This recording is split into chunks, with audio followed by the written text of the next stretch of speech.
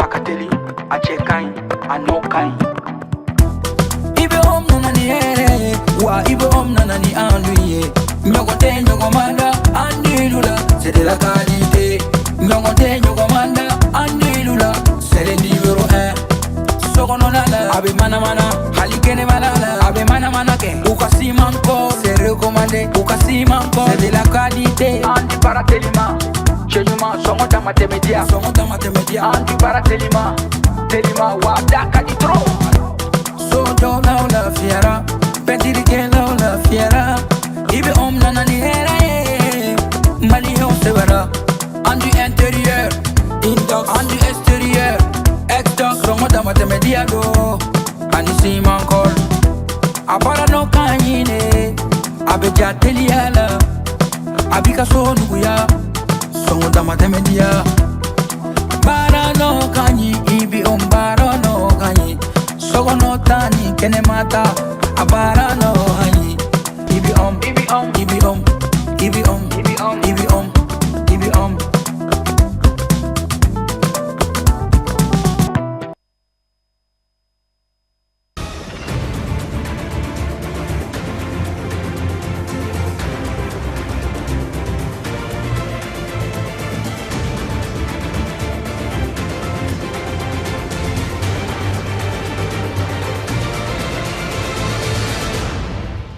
La procréation médicale, une méthode visant à aider les couples confrontés à des problèmes de fertilité, regroupe diverses techniques allant de l'insémination artificielle à la fécondation.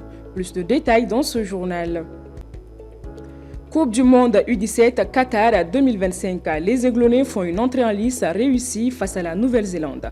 Kayatou Barreiro reviendra dessus au cours de cette édition. Très ravi de vous retrouver, fidèles téléspectateurs. Bonsoir et bienvenue aux informations.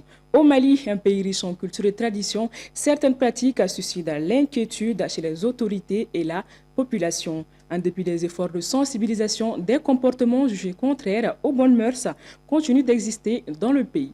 Issa Sissé nous en dit plus.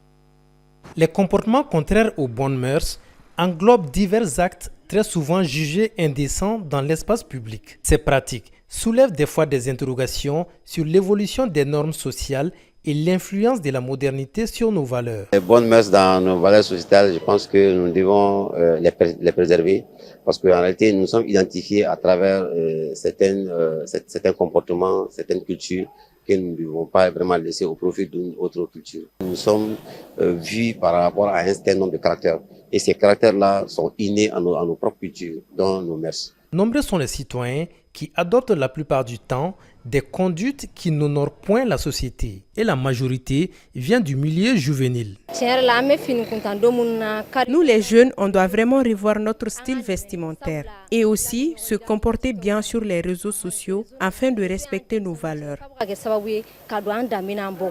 Pour faire face à ces phénomènes qui prend de plus en plus d'ampleur au Mali, surtout sur les réseaux sociaux, l'État a pris des dispositions avec la mise en place d'une brigade des mœurs, mais aussi d'un pôle judiciaire de lutte contre la cybercriminalité. La loi protège les bonnes mœurs au Mali, c'est dans le code pénal, beaucoup d'autres textes au Mali.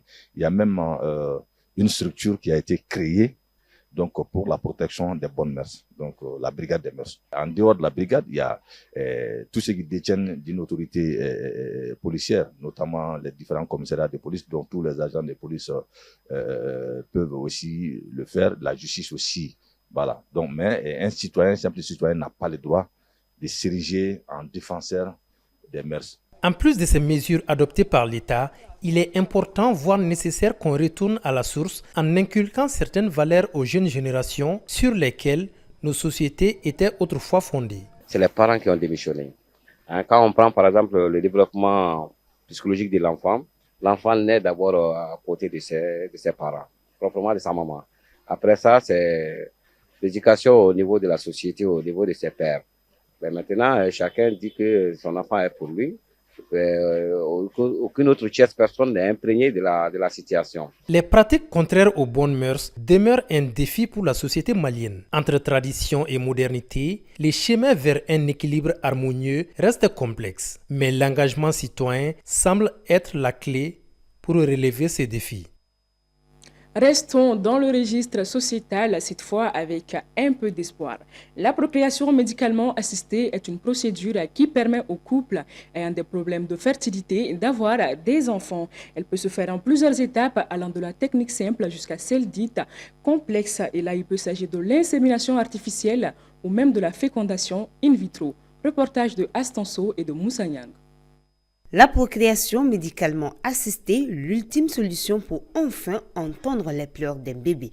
Il s'agit d'une méthode médicale permettant aux couples de surmonter leurs difficultés à concevoir. Il y a peu de causes d'infertilité qu'on n'arrive pas à solutionner.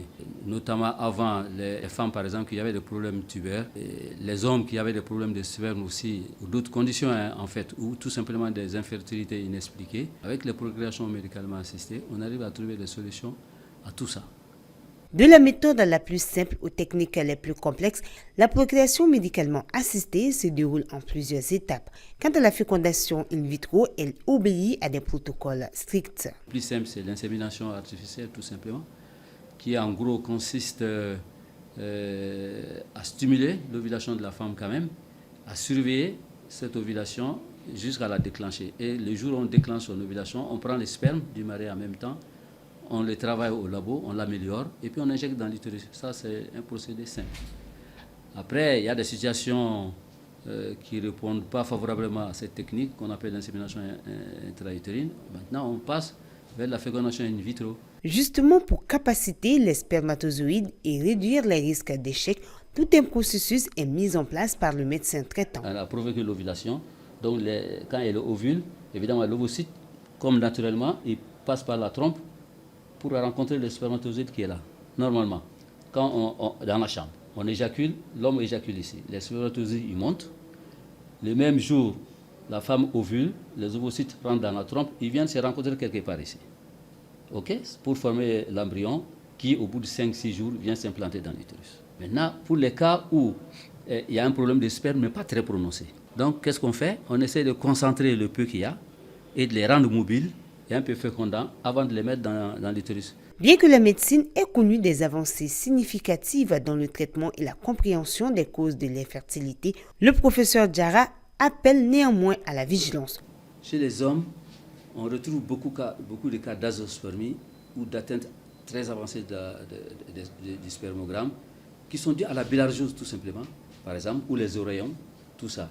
Ça, ce sont des cryptorchidis, c'est-à-dire que les testicules qui ne descendent pas dans les testicules, il faut les prendre très tôt, avant les 2 ans, obligatoirement. Sinon, les testicules, c'est foutu, fini, terminé. Je pense qu'il faut sensibiliser les parents, les médecins déjà. À la naissance de l'enfant, on doit systématiquement, quand il s'agit du sexe masculin, systématiquement examiner les testicules pour savoir si les testicules sont en place. Et troisième chose, il faut dire aux gens qu'une infection ne mérite pas une automédication. Des infections non ou maltraitées, l'automédication ou encore l'absence de vérification de la position des testicules à la naissance, autant de facteurs pouvant expliquer l'infertilité. Toutefois, le professeur Diarra est convaincu qu'il suffit d'adopter les bons réflexes pour réduire le nombre de cas d'infertilité, du moins ceux récemment évoqués. Parlons à présent sport. Ce mercredi 5 novembre 2025, le Mali signe son entrée en lice dans le cadre de la 20e édition de la Coupe du Monde U17 Qatar 2025. Opposés à la Nouvelle-Zélande, les Aiglonnais se sont imposés 3-0 avec les réalisations de Seydou Dambélé, Zoumana Balo et de Raymond Bomba. Le commentaire avec Kayatou Barayou.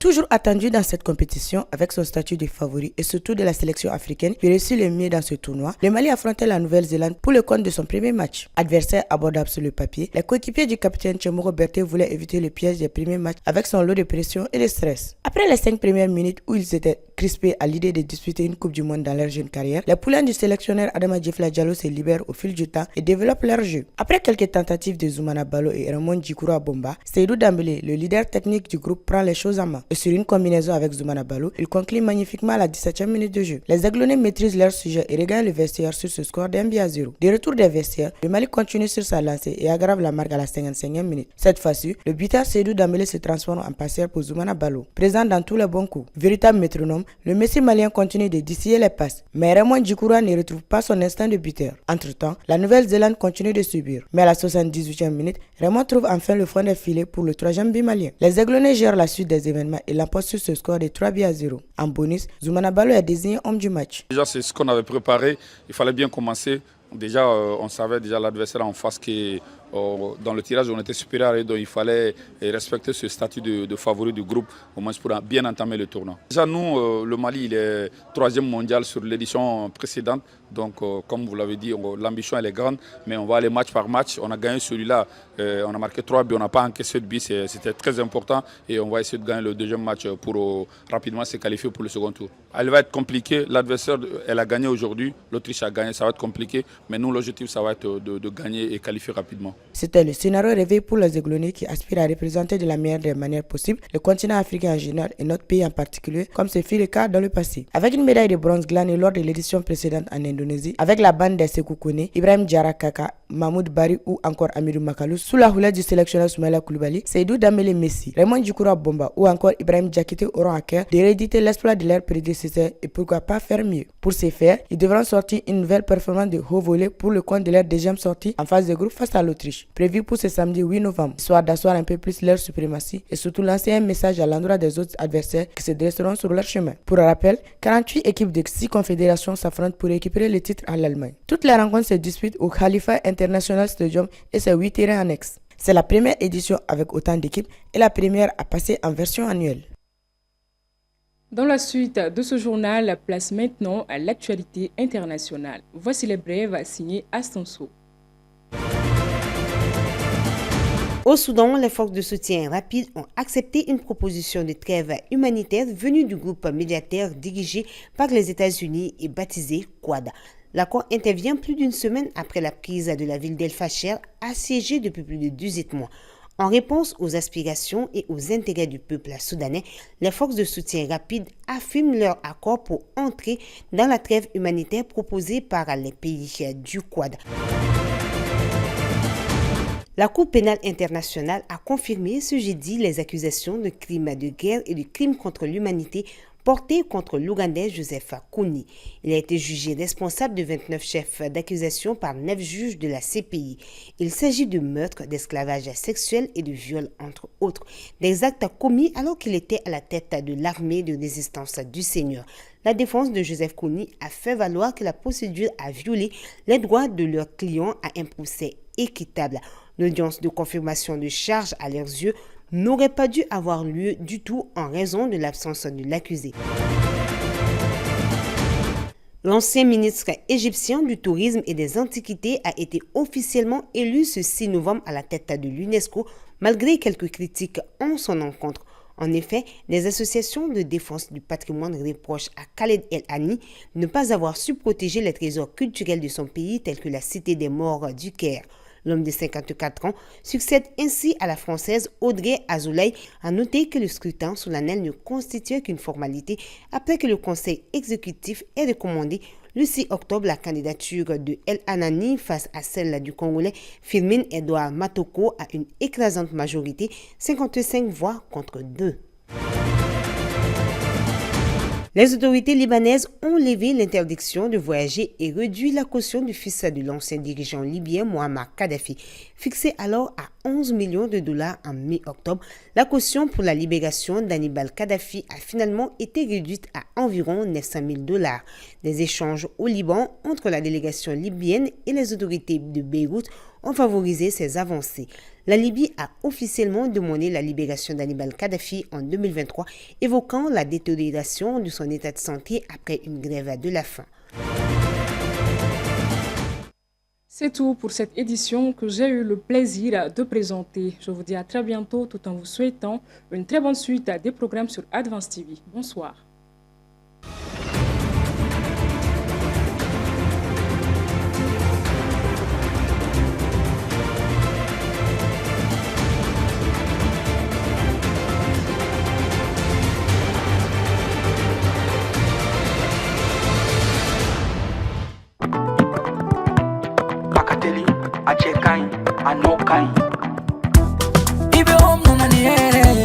Ibe om nanani en lui, nyogote nyogomanda. c'est de la qualité. Nyongote nyogomanda andilula, c'est le numéro 1. Sokononala, abe mana mana, halikene malala, abe mana mana ke. Ukasi manko, c'est recommandé. Ukasi manko, c'est de la qualité. Andi Baratelima, Chejuma, Songoda Matemedia, Andi Baratelima, Telima, Wadaka di Tro. Sojo na la fiera, petiri ke la fiera. Ibe nana ni hera, Malion severa. Andi intérieur, indox, andi extérieur. Exdox, Songoda Matemedia do. Anisi mankol, apara no kanyine, abeja teliala, abika so nuya, Songoda Matemedia. Bara no kanyi, ibi bara no kanyi. Sogo no tani, kene mata, abara no kanyi. Ibi ibi ibi